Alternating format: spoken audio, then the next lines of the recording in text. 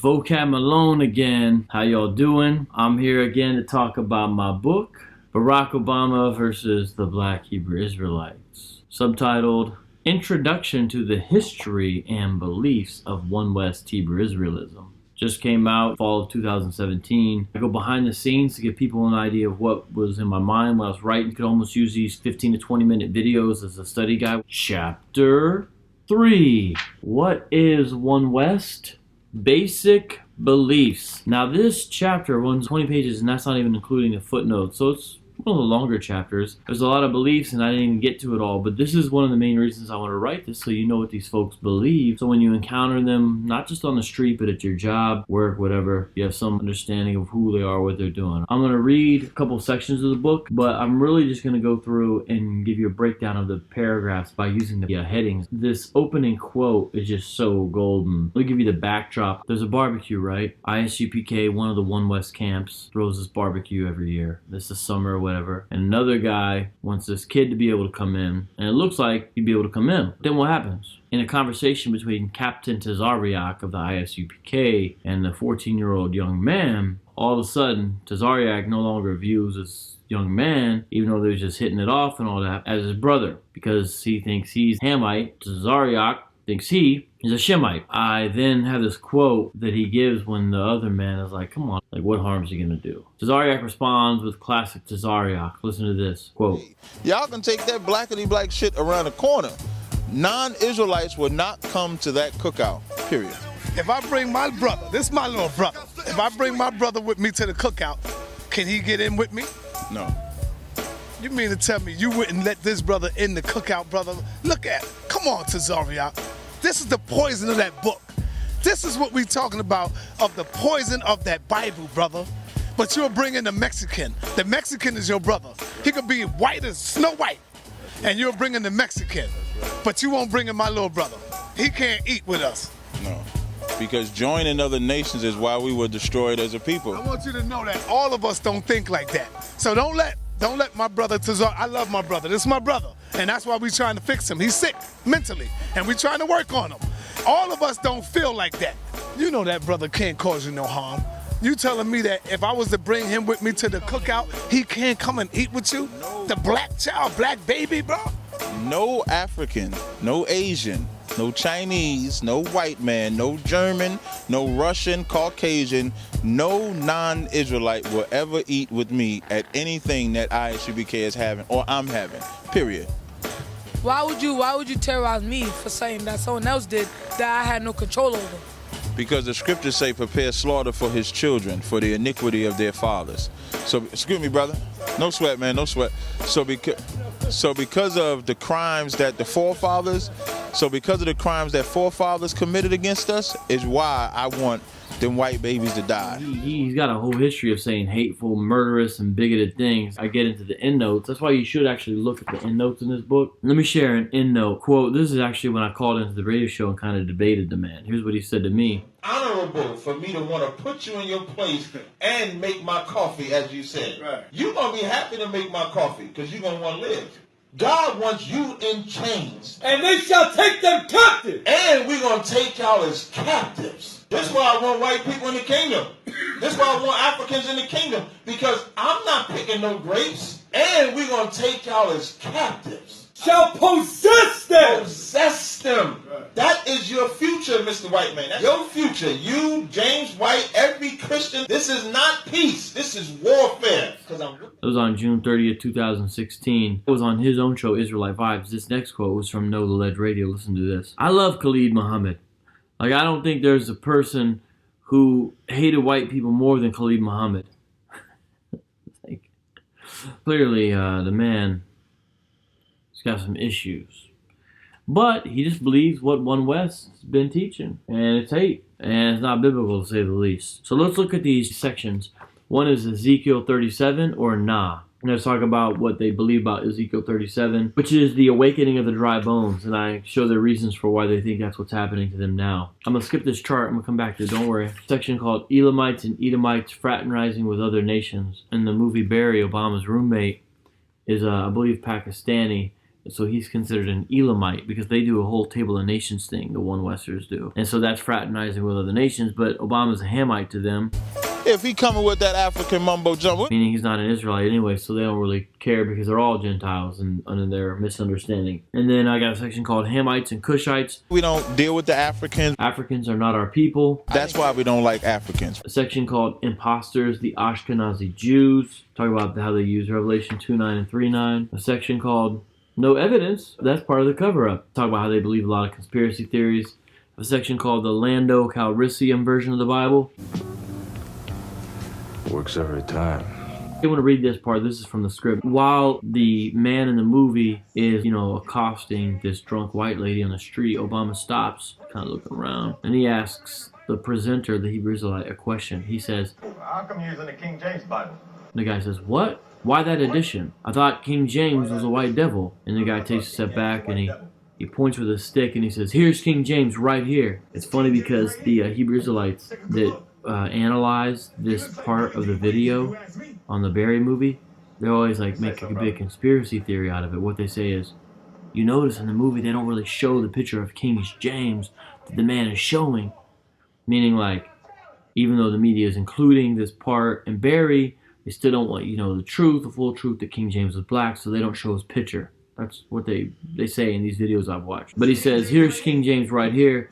Take a good look. He looks like Billy D. Williams if you'd ask me. And then Obama says, if you say so, brother, and then walks on. The reason why I have this section called the Lando Calrissian version of the Bible is because they're saying King James looks like Billy D. Williams. Billy D. Williams in 1980 and in 1983 played Lando Calrissian in Empire Strikes Back and Return of the Jedi. Hello, what have we here? So that's why I call it the Lando Calrissian version of the Bible instead of the King James version of the Bible, which I like that section. That's the second reference of Star Wars in the book. If you take note, you'll see. I'm Lando Calrissian. I'm the administrator of this facility. And then I have a section called not only King James, but King David and everyone else too. People in the Bible being black and all this type of stuff. Which there's black people in the Bible, but they try to take everyone in history and everyone in the Bible and make them black by a certain misunderstanding. I did a debate on this actually with a guy named Black Jesus Minister, who's not a one-Wester. But in the debate, I talked about this, and not the first one, how these modern categories of black, white are simplistic, they're reductionistic, they're Jim Crow-esque. The reality is the ancient world didn't have these categories like black, white. Linguistics, geographical regions, ethnic, cultural, political, regional, shared history. There's all these ways that they looked at themselves together or apart. People always do that, together or apart. And certainly physical characteristics and traits will come into it, but they didn't have these, oh, Moses is black, Moses is white. No, they look like people around them, and that's not exactly black or white, and you can see their features in these ancient drawings and paintings and sculptures and even to a certain extent descriptions we have. It's just anachronistic. Look up that word, it's a good word. My friend talks about retrojecting. That's really what's going on, and it ain't no good. Then I talk about some of the Hebrew Israelite claims regarding the New Testament that they make, and I quote some rap. West Eschatology, that means their view of the end of the world. One Westers believe when the United States of America falls, Christ will return and enslave all non-Israelite peoples. How will America fall? Nuclear winter. But how will the Israelites living in the U.S. escape? Via escape ships manned by black angels. UFOs, they call them IFOs. These spaceships will transport one Westers to Israel while the U.S. is simultaneously being destroyed by nuclear missiles. There's a lot of clips of this stuff you can see online. In fact, in the trailer of the book, I kind of mock or imitate how they talk about the nuclear missiles because it's ridiculous the way they talk about it. I'm not saying it ain't never going to happen. I'm not saying God isn't going to judge America. I'm just saying these guys, they said Jesus was coming back in 1999, 2000. You got the girl, or you might get burned. And when the blessed decay, you know you're done away. Yahweh Shah's judgment day. Less than 3 years left. Damn, this world unfurled. Fierce indignation, overdue compensation. Right back in manacles for malvolence and breaking up molecular structure. Yo, these evil mothers go against the laws of nature, cause it ain't natural to mix genes and diseases, killing off whom he pleases. And although it's punishment, they've exceeded the limit. Dirty thoughts, uncircumcised hearts, they played their part. You now comes our time for reversal, switch around. Trading places, theirs is us. No longer living under corrupt, filthy, despicable, detestable, degenerate powers. We keep on till the earth is ours. After these ships from Ezekiel's vision drop them, that's the Hebrew Israelites, off, They will begin their 1,000-year reign with the other nations as their slaves. At the end of the millennium, all the Edomites will be annihilated. So Edomites, so-called white people, will be slaves for thousands of years, and they'll get the worst of slavery. But at the end, they get annihilated out of existence. And then, I'm quoting again from page 51, other non-Israelite nations will live on via perpetual reincarnation as a permanent servant underclass for Israel. One Westers believe they will roll on the nations in UFO chariots as they kill other peoples, especially Esau, with laser beams which emit from their eyes and heat waves which burst forth from the chariots. So they have these visions of them being basically like X-Men, and they're part of God's judgment and execution, and it'll also be this way in the kingdom, as they say. They actually do say they're the real X-Men, so I'm not joking. Like, there's video clips where they show X-Men doing feats, and then they have biblical imagery with it. This is a real thing that they employ, the X-Men motif, actually. They will do all this before the millennial reign. It's unclear why they will need the chariots, because one Westers believe they will fly in the kingdom. Perhaps they will not be given their X-Men powers until after the millennium begins. The nations, including Esau, must survive in large part so they can go into slavery. Then, after 1,000 years of slavery, they will exterminate all white people, Edomites. Of course, one must believe the white man is the devil and Antichrist too. And then I specifically go into GMS and I read some of their eschatology. GMS doctrine teaches rape. Killing and torture will be acceptable in the kingdom. So GMS is a One West group, and they're the worst of the worst. As long as it is an Israelite towards a non-Israelite. There are online videos where GMS members attempt to defend and explain the rape doctrine. There's literally a video called The Rape Doctrine Explained. Yeah, man, I wanted to deal with this rape issue, you know. A lot of our opponents out there in Israel, you know, they crying about, you know, you're not supposed to rape a girl, you know, if she's 12 years old. I mean, in this society, we have laws under Esau. But in the kingdom of heaven, meaning when Israel was in power, because our Lord, who the world called Jesus Christ, said that the kingdom of heaven suffered violence, and the violence take it by force. Meaning our power fell, you know, our kingdom of heaven, meaning our rulership. But anyway, they get emotional when the word rape comes up, as opposed to the word lay hold. You know, we dealing with, you know, semantics. You know, really, it's stupid. But like I say, we can't practice that part of our kingdom no more because we're not in power. And see, that word is really the same as lay hold. And lie with her, then the man only that lay with her shall die. See, he's gonna get killed. For one, she betroths, means she engaged. And then daddy gonna find out. And you know what will happen when daddy find out? You know, because I'm gonna chop this motherfucker head off. You hear me? I'm gonna chop your bitch ass head off. You hear me, Baloo? Your motherfucking head gonna be chopped off. I ain't even gonna talk to your motherfucking ass. You gonna get the wrath of daddy, bitch. That's right, Baloo. See, man, you're a good, man, I like you, Baloo. You're a good example, man. To kill your motherfucking ass, man. Let's read the scripture on that again. But the scripture speaks for itself. You know, for a woman is not betrothed when the kingdom was established, you know, under David, King David or Solomon. You can lay hold of a woman if she's not betrothed, she's not engaged. You know, and she can be your wife. You know, y'all can get scared and get emotional talking about some rape, 12 years old, but the scriptures say otherwise. It was righteous, and like I say, he had to pay the father. You know, he had to pay daddy. He had to give him his money. But now, if she was engaged, you know, like I say, you know, if he was engaged, he had to get judgment. You know, dad had to kill his ass. You know, and that's all I had to say. You know, so I hope you brothers enjoyed this little illustration and Bible lesson that didn't understand. Like I said, I know the brothers in GMS who teach in the street, they already know this, and the apostles they brought this out. You know, I ain't trying to, you know, second teach over them. They already brought this out clearly, you know, but y'all just didn't receive it. Just like now you don't receive it, because you know that's why the missiles gonna come in and help your ass see the light. But you're gonna have to come back in the kingdom as a baby.